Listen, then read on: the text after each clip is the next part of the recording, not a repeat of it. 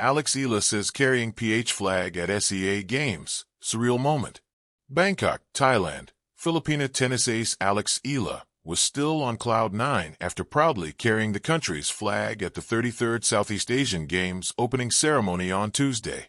Eala was one of the country's flag bearers alongside Alas Pilipinas men's team captain Brian Bagunas during the athletes' parade held at the Rajamangala National Stadium in Bangkok, Thailand. It was surreal. Nakachalong din nine dun si Kuya Brian Bagunas.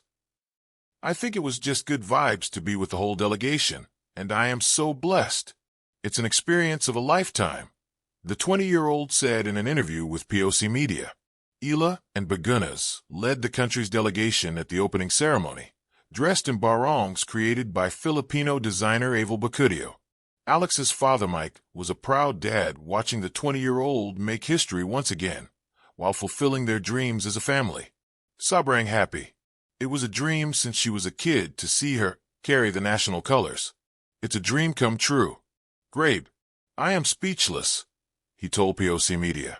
Alex gives a boost to the Philippine national tennis team, which will kick off action in the women's team event this Wednesday afternoon. Eala had stood on tennis courts across continents, Roland Garros clay, U.S. Open hard courts, humid Southeast Asian arenas, but nothing felt quite like this. The slow, anticipatory hush of a stadium waiting for the Parade of Nations.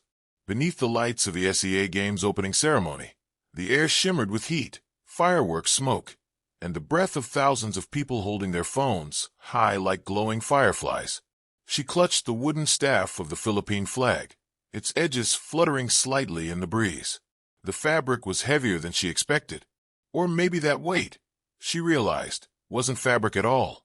It was memory. It was responsibility. It was history. And it was hers, at least for tonight.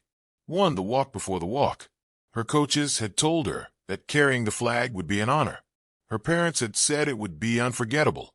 Her younger self, the girl who had spent childhood summers chasing bouncing balls on the courts of Manila, would have probably screamed with joy, maybe even teared up.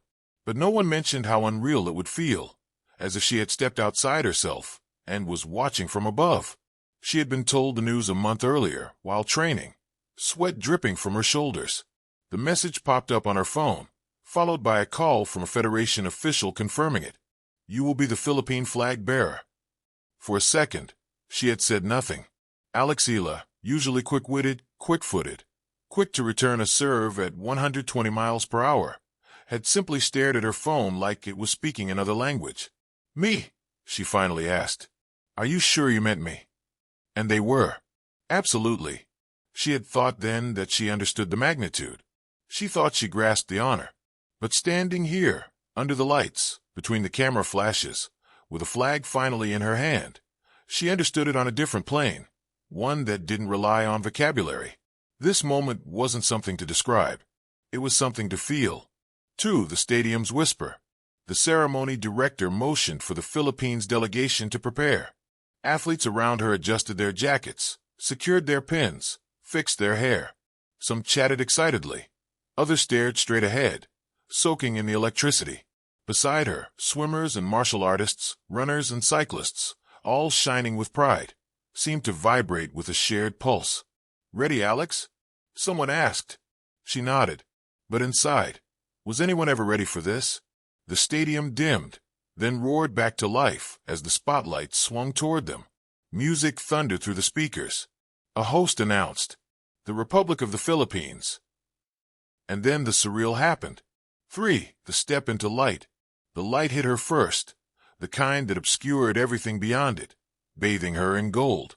She raised the flag higher, the wooden pole pressing warmly into her palm. The Philippine sun and stars unfurled above her, catching the wind like a living thing. For a moment, she felt like she was carrying not just a symbol, but an entire archipelago. Its 7,641 islands stitched invisibly into the fabric.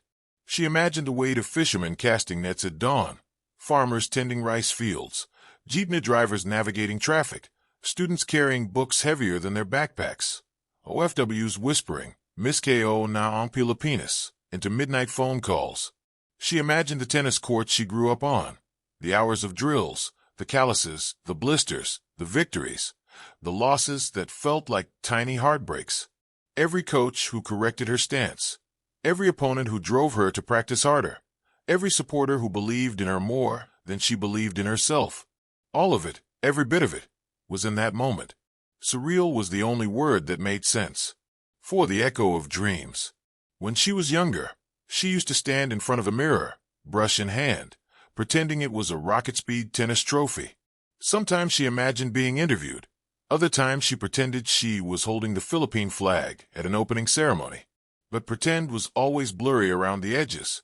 The colors were smudged, incomplete, like sketches in a notebook. Now everything was vivid.